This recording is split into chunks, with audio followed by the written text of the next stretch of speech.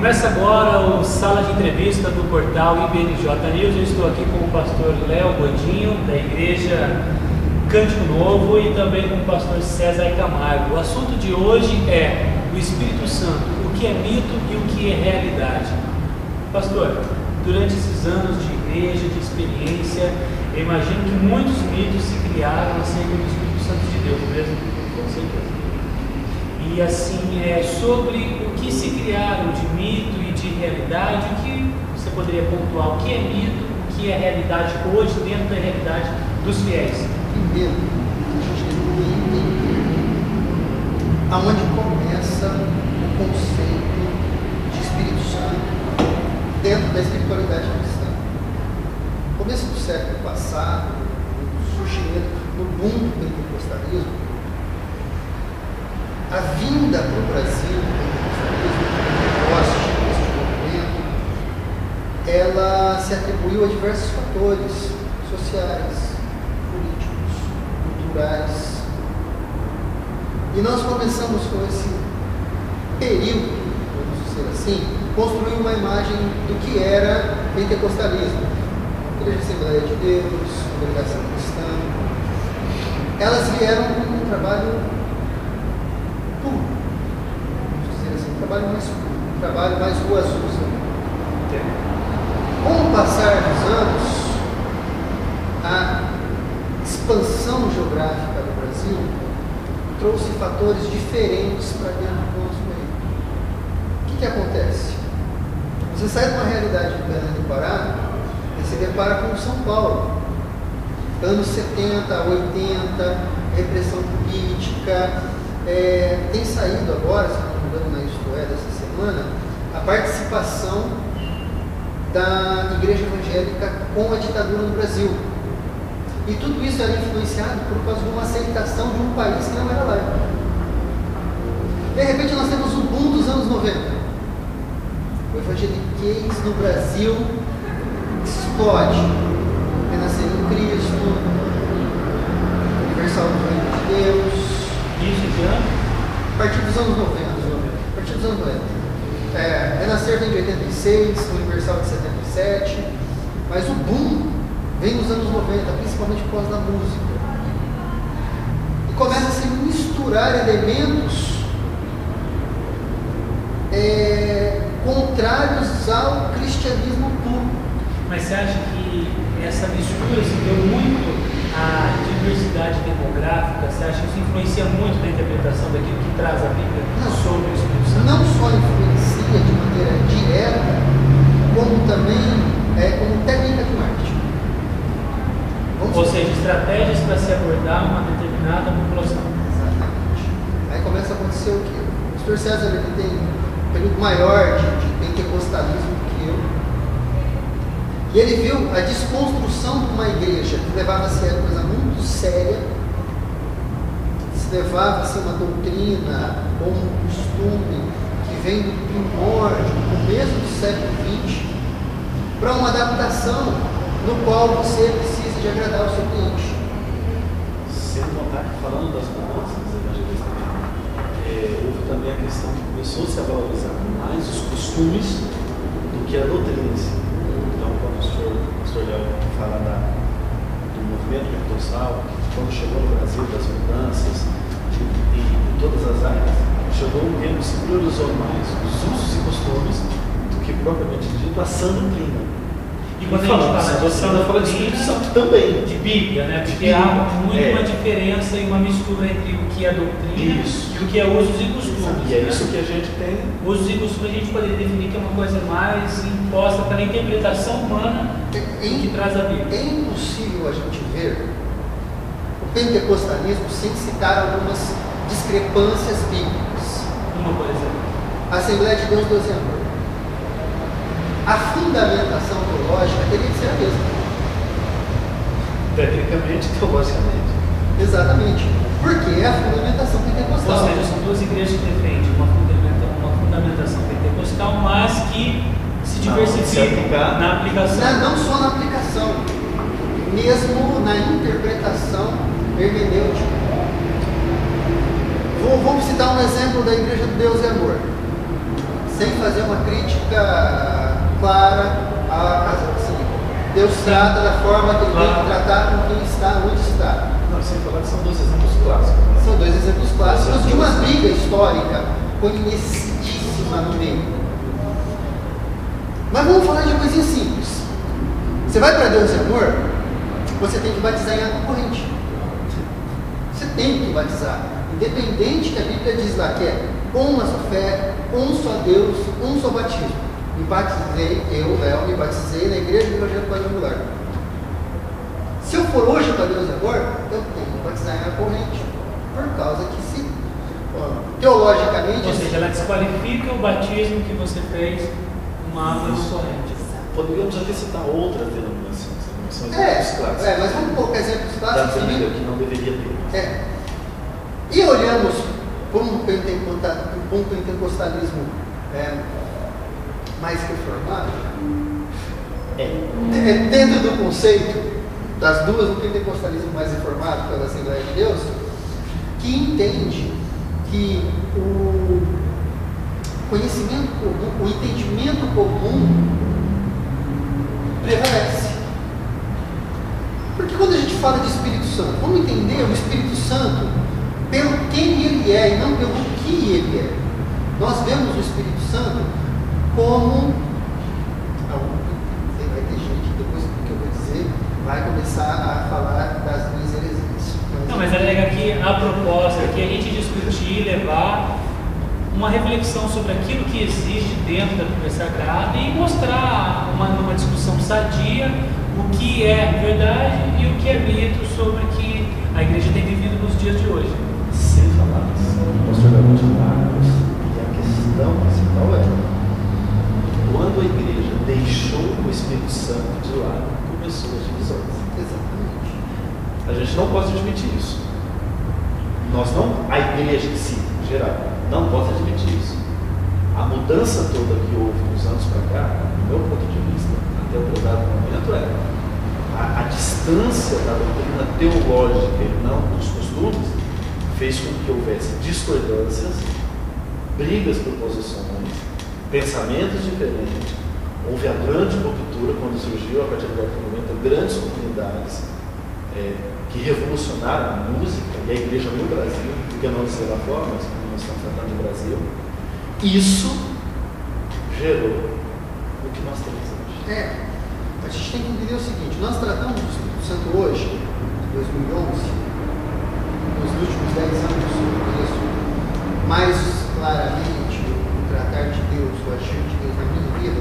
Nós tratamos o Espírito hoje, Igreja Evangélica Brasileira, quiçá do mundo, como os nossos amados testemunhos de Jeová. O Espírito Santo ele é uma força que age ao meu bel prazer. Deveria ser inverso.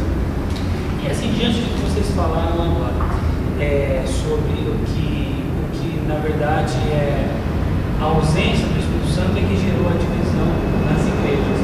Então, diante disso que a gente está discutindo aqui, vocês acham que, na opinião de cada um de vocês, o Espírito Santo hoje, ele virou mais uma questão, vamos usar o termo, de estratégia para atrair as pessoas, ou seja, o que o Espírito Santo pode fazer, a ação do Espírito Santo, o que é a manifestação do Espírito Santo virou mais uma estratégia de atrair as pessoas do que realmente a fundamentação do que é o Espírito Santo propriamente dito na vida da igreja.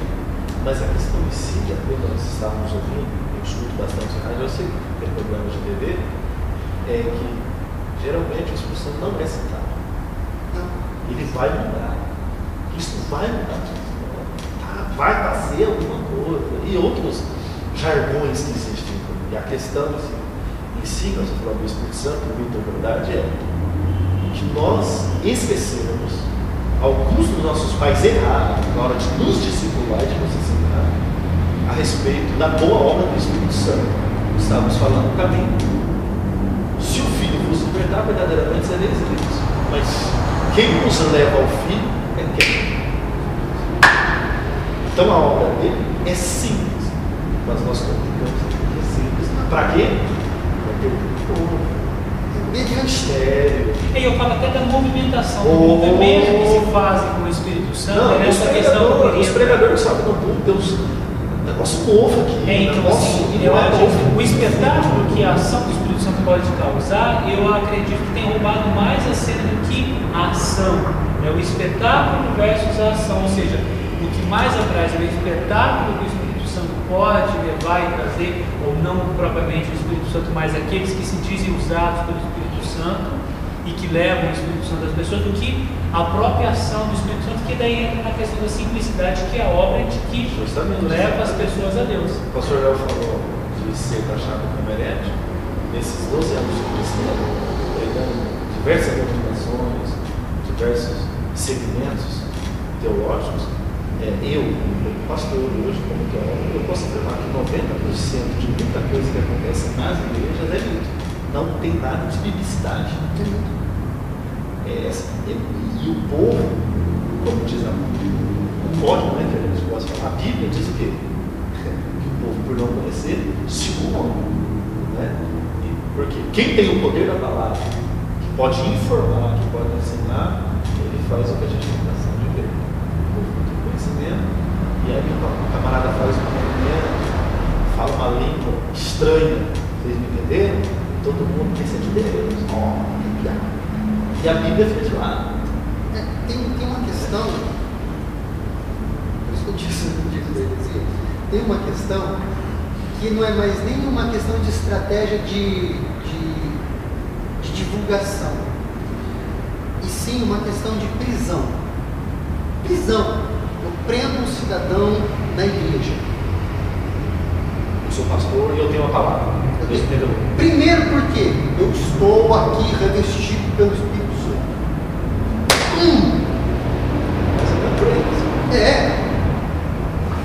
E aí o fulano esquece que em algum lugar da Bíblia está escrito assim: quem convence do pecado, do juízo, da justiça, se ele me convenceu, eu estava falando com o pastor César na vida, se ele me convenceu, é impossível eu não ser dominado por ele. Então, aí eu começo na busca pelo Espírito Santo, quase como um negócio mediúnico. Espírito Santo, ele já está. E fico eu ironizando, imaginando ele do lado dizendo assim: eu estou aqui, é só isso. E você fica numa busca como se fosse meritório. Eu vou buscar, eu vou consagrar, eu vou jejuar, eu vou fazer, eu vou. Quanto mais eu me espernear, mais ele se aproxima. É meritório. Não é graça. A gente cai naquele velho papo: o que é graça? Favor e merecido. Se é merecido, eu não preciso de inscrição. Porque é merecido. Quem tem que pagar? Não tem mérito. Não é necessidade de mérito. Aí eu fico: não, eu tenho que buscar poder. Se ele é o poder. Aí Jesus fala o quê? Fica quieto lá e sereis revestido de poder. E quando a gente fala de poder, eu me preocupo, porque muitas vezes a gente fala assim: Deus, manifesta o teu Espírito Santo, o teu poder. E o que seria esse poder? Vamos entrar, olha só, aí que a gente começa a entrar naquele negócio da desconstrução que a gente estava falando um pouco antes da gravação. Por que eu falei dos fatores sociais? Manifestação me lembra terreiro de uma coisa. Deus manifesta o seu poder. Eu preciso de ver como os caras no terreiro, vendo lá, ele não tem que manifestar nada. O poder dele não manifesta. Se ele manifestar o poder dele, a glória vai ser de tal maneira que ninguém fica de pé. Exemplo, pastor Daniel, que não pode nem ficar de pé. Não vamos falar de Daniel. Vamos falar de graça. Sim. Paulo, no caminho de Damasco, só ficou cego. Porque viu? Falando de manifestação. Vamos falar de manifestação. Por Antigo Testamento, pastor. Não, para o Antigo Testamento, cara. Terra tremeu, machado sobre a água, o sol. A gente hoje sabe como foi o sol para a terra. Mas o sol para. Isso seria uma manifestação? 180 mil pessoas morrem. Uma manifestação. Só uma manifestação. Aí a gente gosta de usar, porque o anjo matador veio. Se Deus precisa de um anjo exterminador, é claro que Deus tem as funções. Ele tem as funções. condições. Mas quando ele falou assim, eu vou alagar a terra, ele não pediu para ninguém fazer. A vontade dele, e também a gente falando sobre esse assunto, a preocupação minha que tem, eu estou preocupando sempre como o jovem está vendo a mensagem, como ele está absorvendo a mensagem que nós pregamos. Então, muito se fala da graça, muito se fala do poder, muito se fala do Espírito Santo. E está faltando uma realidade que é no meio dos nossos jovens. Um exemplo. Por exemplo, o jovem, o pastor Léo disse um exemplo, que não é só a igreja em si que vai nessa busca pelo Espírito Santo. Os jovens estão buscando isso, sem saber que eles já têm o Espírito Santo em Deus. O fato deles estarem buscando conhecer a Cristo já o prova que eles já têm o Espírito Santo. O Espírito Santo ele vem quando você se entrega a Cristo? Não. Quando ele te funciona. Ou seja, a pessoa não conhece a Cristo, mas ele é tocado por uma palavra, por alguém que predeterminado por Deus já iria anunciar para ele, e ele nasce o desejo dele de conhecer a Cristo. O Espírito Santo já começa a agir na vida dele há 100 anos sem saber que é Cristo. Isso é maravilhoso. é uma Vocês coisa são assim, demais. a gente tem que entender que assim, ninguém vem ao Pai senão por mim. E Jesus poderia dizer: ninguém vem a mim sem isso.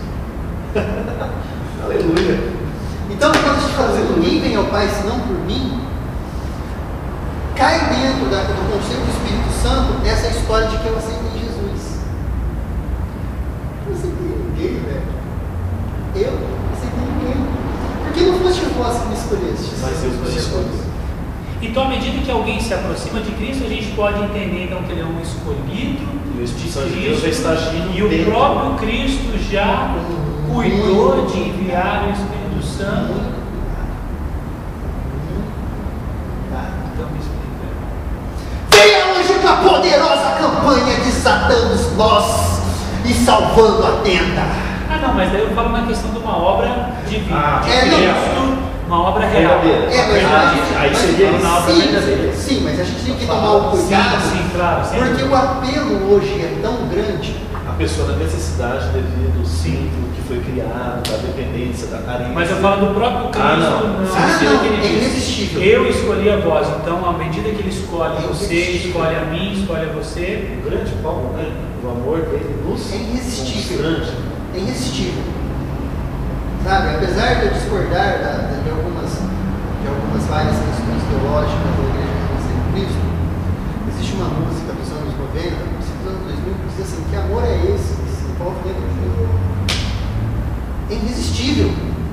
É impossível dizer Acima sim. da nossa confiança. Exatamente, é impossível dizer sim. Eu fui tomado por ele e eu vou ficar longe. Aí eu caio para o meu lado calvinista.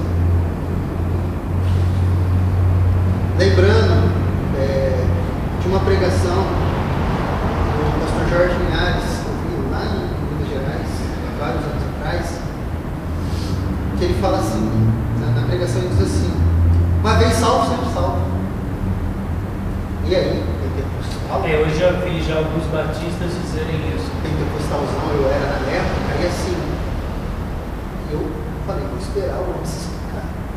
Ele diz assim na mensagem dele: porque uma vez salvo, é impossível a minha vontade humana natural, dominada pelo Espírito Santo, ele me afasta dele. Não incorrendo no erro de que eu não vou deixar de pecar. Por estarmos no corpo. Mas é aquele versículo que diz: aquele que perseverar até o fim será salvo. A gente pode, então, pensar em algumas exceções? Não. Aquele que perseverar será salvo, mas o que perseverar vai pecar. Não, sim, mas no sentido de uma vez salvo, sempre salvo. Sempre salvo. Mesmo Sempre que ele salvo. não persevere até o fim. Porque ele não consegue não perseverar. Se ele não perseverou, ele não foi salvo. Então a gente está falando de uma transformação verdadeira. Então existem pessoas que, aqueles que se convenceram e aqueles que se converteram. Exatamente. Quando a atuação do Espírito acontece. Então a gente está falando de uma questão real, quando a obra é verdadeira, consumada e concretizada na vida daquela pessoa. Porque assim, a obra, nós olhamos a obra hoje de forma muito Passam irmãos que sentam nos bancos da igreja durante anos e eles ficam lá desaparecidos. E eu acredito que no juízo você vai olhar o galardão deles e o galardão deles vai ser infinitamente maior que o nosso, pela ideia do galardão. Por quê? Porque ele é um cristão que ele transforma o meio dele. Nós olhamos hoje, voltando a dizer de pentecostalismo, porque quando a gente fala de Espírito Santo, a gente fala de pentecostalismo. A gente olha hoje para o meio pentecostal, qual é a ideia? O menino tem que ser pregador, o menino tem que ser leitor. Entra no Facebook, no Orkut, em outras redes sociais, no Twitter, o cantora, por exemplo, já vem antes do nome. A ideia que o mais importante é ter do que ser. Eu preciso ter. Isso não é uma transformação. A busca pelo título, pelo reconhecimento. É um problema social também, porque assim, nós olhamos hoje. É isso também, só para a gente pontuar, não é só porque é cristão ou não cristão, é uma questão social. É uma questão muito social. Entendida. A pessoa tem uma necessidade de se autopromover, de aparecer, de buscar reconhecimento. E como às vezes. Isso às vezes também acaba o nosso meio favorece. O nosso meio favorece. Porque qualquer Zé, por pior que seja. E a gente cai naquela questão, não temos que respeitar porque é o Espírito Santo de Deus na vida dele. Então tudo a gente acha que a gente não pode se levantar e se ter uma opinião contrária. Isso.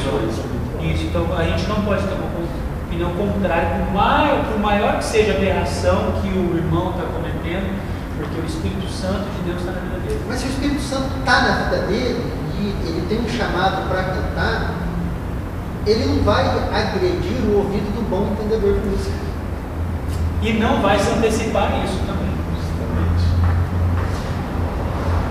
Quando eu, há 10 anos, 11 anos atrás, entendi o chamado do Espírito Santo para a minha vida, ministerial, eu estava sentado, eu gosto de dizer essa história, eu estava lá na minha igrejinha, no Jardim dos Oliveiros, na igreja do Projeto Quadrangular, o pastor Dorival estava pregando uma mensagem que eu não esqueço, que ele estava falando sobre a questão de maldição hereditária, o aparato saboneiro de maldição hereditária. Cristo, velho. Não tem hereditariedade que supera a libertação de Cristo. Eu não me esqueço dessa mensagem, porque eu estava lá sentadinho no último plano, na última fileira da direita da galeria, quietinho. Eu estava bem no fim da igreja. E o Espírito Santo deu aquela chegada no meu ouvido e disse assim: se prepare que um dia você vai estar lá. Deus, cheirei Coca-Cola, garrafa fechada. Eu fui para lá pregando, mas isso foi se construindo na minha vida. E a primeira coisa que eu disse assim: eu vou pregar? Vou pregar, eu vou fazer teologia. Isso tem a base da pessoa. Medo, crescer. Na graça do crescimento. Ou seja, você foi despertado por chamado. Vou pregar? Tenho que saber teologia. Eu tenho que saber teologia. Não porque a teologia me prepara para o ministério, mas a teologia me prepara para o ministério. Sem contar uma famosa, que eu gosto muito, uma famosa declaração de um grande pastor, né? A formação vem depois do chamado, não antes do chamado. Vamos falar de um negócio que é viral na internet? Moshe Erescodó. Descobriu o nome dele, é Jailton Matos. Jalson Matos, que fez esse vídeo. Tem até uma entrevista dele no site. Eu não sei até hoje se a intenção desse cidadão foi zoar, criar uma polêmica ou se ele prega daquela forma. Mas quem assistiu aquele Moshe Erescodó viu o absurdo que acontece em algumas igrejas, que só a dotação do Espírito Santo faz o cidadão. Não, que o Espírito Santo não compensa. Às vezes o irmãozinho iletrado, que não teve a oportunidade que eu tive de estudar, de sair à busca do conhecimento, de estar se atualizando sempre.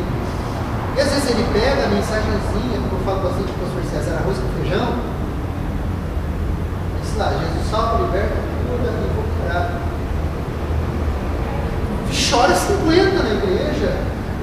convertem e as pessoas, o que o Espírito Santo fez. Mas se eu venho com uma mensagem elaborada, porque Paulo também fala, olha, filho, está falando para Timóteo, não larga os outros. Por onde você vai, você estuda. A gente espera só a dotação do Espírito. E falando sobre isso, só para a gente se ater mesmo à questão de que é mito e que é realidade, na opinião do pastor, o que seria hoje um mito sobre o Espírito Santo e uma realidade dentro da igreja? E podemos usar o exemplo da pregação. Mito. Pesado, eu tenho pesado. Eu vou com um mito. Receba. Receba o Espírito Santo. Quem sou eu para adotar alguém desse? Ou seja, vai invocar na vida de Qualquer um. Nós não temos uma referência bíblica de recebimento do Espírito Santo. Ou de nem aquela do Atos dos Apóstolos, que quando ele se manifesta, não, porque Jesus disse, esperar. fica lá, fica quietinho na sua, do alto sereis revestidos de poder. Então, o batismo do Espírito Santo veio do alto. Do alto. Quando, aquela, para eu ir para o batismo das águas, eu já estou batizado no Espírito Santo. Porque senão... Porque você já se convenceu. Então, o batismo... E por que as pessoas hoje acham que ser batizado no Espírito Santo é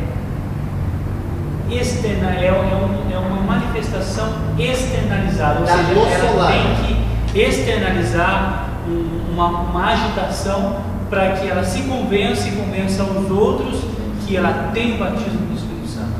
Por que disso hoje? Existem diversos fatores. Primeiro, existe a eterna briga dos tradicionais com os pentecostais. Nossa, tá certo que eu já fui em alguns cultos tradicionais. É verdade. Um mover de Deus ali dentro que caiu neve. Os caras, eles travam tanto, porque a Bíblia diz que o Espírito é sujeito ao profeta. Só que o Espírito do profeta é sujeito ao profeta. Só que o meu espírito trava tanto na hora da mensagem. Não que o Espírito Santo seja sujeito ao outro. Não, impossível. É impossível.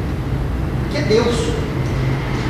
Mas o espírito do profeta é sujeito ao profeta. Então, na condução do trabalho, eu posso dar mais liberdade ou menos liberdade.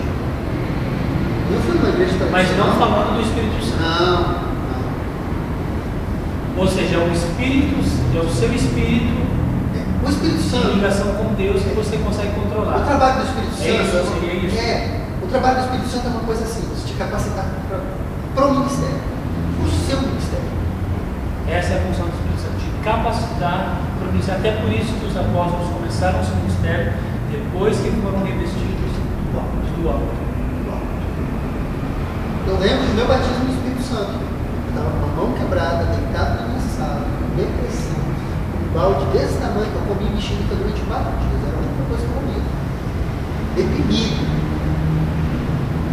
E de repente eu senti uma manifestação da glória de Deus na minha casa.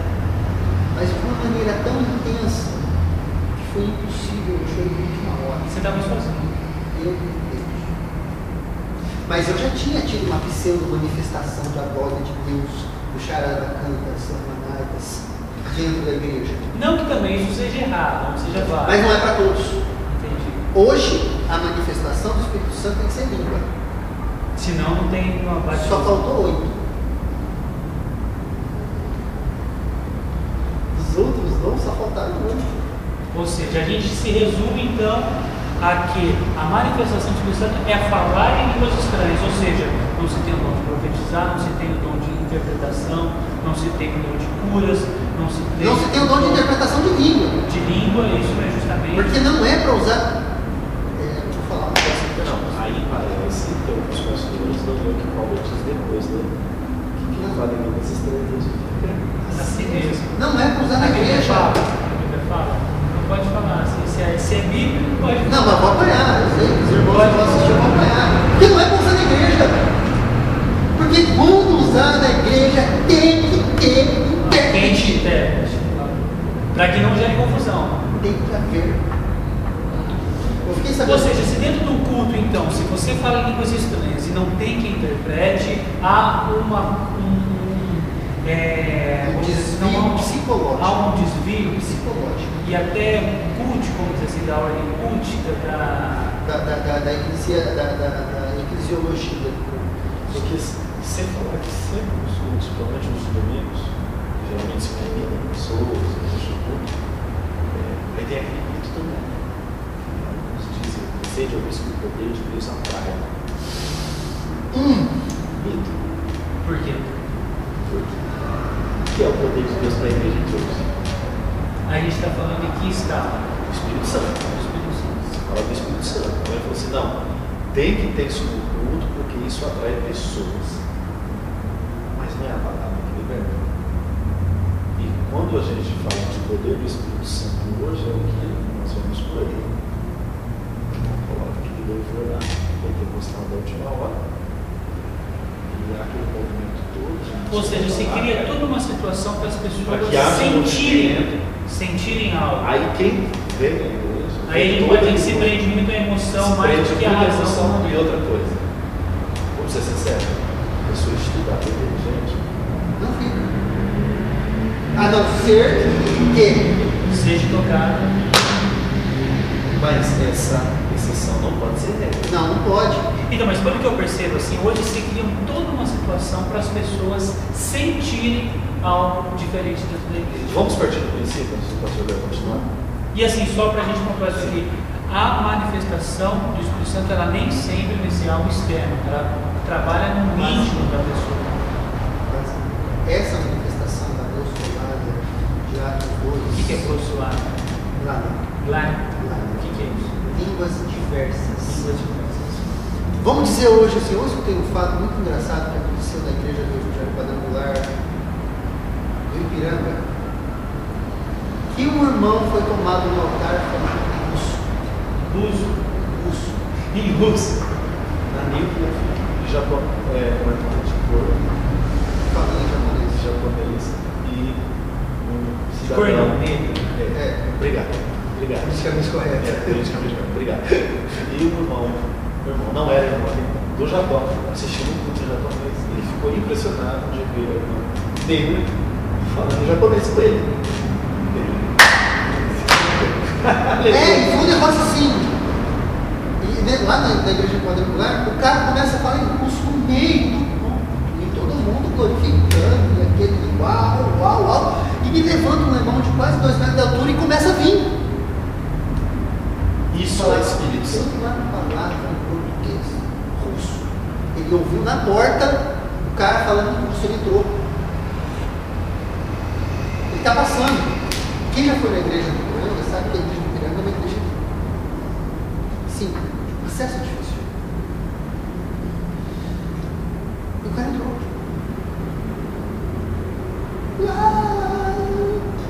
Se rendeu aos pés de Jesus, porque alguém estava. Então, quando Atos diz assim, o grego ouve em grego, o persa ouve em persa, o hebreu ouve em hebreu. Só que o grego estava falando em hebreu. O persa estava falando em grego. Então, quando há as línguas estranhas, ou as línguas diversas, em Atos 2, era assim, Deus falando com alguém de outra nacionalidade no seu próprio nome. Por isso, então, que tem aquela passagem que se fala que a língua é sinais para aqueles que estão de fora, ou seja, aqueles que estão de fora vão ouvir aqueles que estão falando em outra língua e serão atraídos. Então, é justamente essa justificativa. Agora, a questão da língua estranha, vamos lá para Coríntios 13. Mas podemos dizer, é por isso que fala que é um sinal para os que estão de fora. Exatamente. E que a língua se manifesta então para se comunicar. Exatamente. Então não é uma confusão. As Não, pessoas que ouvem têm que entender. Alguém tem que entender. Aí nós temos que tomar cuidado para não parecer que a Bíblia caiu numa tradição. Paulo fala que a Bíblia é a manifestação de Deus. Sim, mas aí. A manifestação em Atos 2 Sim, foi para um para propósito. um propósito. Isso não é regra porque Paulo explica. Não, porque depois diz lá em Coríntios 13, ainda que eu falasse a língua dos homens e dos anjos, eu tivesse amor. Então nós estamos dizendo da língua dos anjos, sim. Nós estamos dizendo da variedade de línguas, sim. Estranhas, sim. Mas que Paulo diz, ela edifica a mim mesmo, porque só Deus sabe o que eu estou falando, nem eu. Então, quando começa um espetáculo gospel, de gente rodando, gritando, chorando, falando em línguas, e abrindo o braço, e é mais emoção do que expressão. Porque muitas vezes as pessoas não sabem o que estão levando elas a fazer isso. Porque eu entendo que a manifestação do Espírito Santo de Deus, por mais sobrenatural que ela seja, que ela não te leva a um sentimento irracional, ou seja, você sabe o que você está fazendo. Ela pode vir como fogo e como uma brisa suave. Mas, ou seja, mas assim, o movimento, a razão, ou seja, você tem consciência do que está acontecendo com você. Mas e o tal do discernimento dos espíritos? Não. Claro que a gente está explicando, mas é muito simples. A alma cansa e depois pronto. Não há uma pessoa receber algo, externalizar algo, levantar do chão, depois ter caído e continuar do mesmo jeito. E se caiu? Pronto. Se caiu, meu, você tem que voltar no pau. Se caiu. Pôs a mão, chacoalhou, caiu. Arrebatamento dos sentidos. Você tem que voltar no pau. É o mínimo exemplo. Eu costumo pensar que tem pessoas que vêm para a igreja, se não cair, ela volta arrasada para casa. Não, mas ela tem que cair. Mas há pastores próximos da gente, que é a manifestação do poder evidenciada só através do rodopio, não houve. Da falação de línguas. Exatamente. Enfim, e para a gente finalizar, então, porque já está com o nosso tempo estourando já, qual que é a função do Espírito Santo na vida de uma pessoa? Lembrando que a gente aqui não é contra a ação do Espírito Santo de Deus, muito pelo contrário, nós acreditamos no Espírito Santo de Deus, cremos e dependemos dele, mas aqui nós estamos querendo esclarecer alguns mitos que se criaram, que são inverdades criadas e que não correspondem ao que está dentro da Bíblia Sagrada. Então essa é a nossa proposta, esclarecer alguns dos assuntos que são muitas das vezes tratados na igreja e que não são tratados da forma como deveriam ser, que é uma coisa muito delicada, que é o Espírito Santo de Deus. Com certeza. Transformação, convencimento. É impossível alguém olhar para você ter um sentimento sem que o Espírito Santo sem você ter um contato com o Espírito Santo de Deus e voltar a ser a mesma pessoa. Nós temos que, isso é verdade. Para a gente finalizar. Nós temos que entender que assim, o Espírito Santo é Deus. Ele é o Consolador. Nós não estamos sós. Mas ele não é um garoto de Ricardo para Deus. Ele não é um cara que está andando com um pote de vidro. Não serve. Ele não está andando com um pote de vidro desse tamanho, jogando na minha cabeça cada vez que eu. Ele me capacitou, ele me convenceu do pecado. Entendi que eu sou pecador. Ele me convenceu do juízo. Entendi que eu estou condenado. E me convenceu da justiça. Compreendi que Jesus pagou o preço por mim. Então a função dele é muito mais séria do que se dizem que ela é. Ele foi o causador da minha salvação. Jesus foi o ato da minha salvação. O Espírito Santo é a causa. Porque ele me convence do pecado, do juízo e da justiça. Então, quando eu entendo que... E me capacita o exercício do ministério. Isso é a realidade do Espírito. Essa é a realidade do Espírito. João Batista disse o seguinte. Exatamente, João Batista disse o seguinte: eu vos batizo com água. virá um que os batizará com fogo. E Jesus veio e disse: espera, eu vou mudar o Consolador. Ou seja, e vai nos revestir de poder. Então, o Espírito Santo não é, exatamente para a gente finalizar, o Espírito Santo não é um carregador de óleo, nem um agitador de águas, e nem um servo pronto para me ouvir, e nem um mal resolvido emocionalmente que fica me esperando. Ou o Espírito Santo vem em mim, ele fala: agora você chegou no ponto que eu queria, eu te batizo. Bom, a gente vai precisar encerrar esse primeiro nossa estreia, né? Então chegou ao fim o Sala de Entrevista.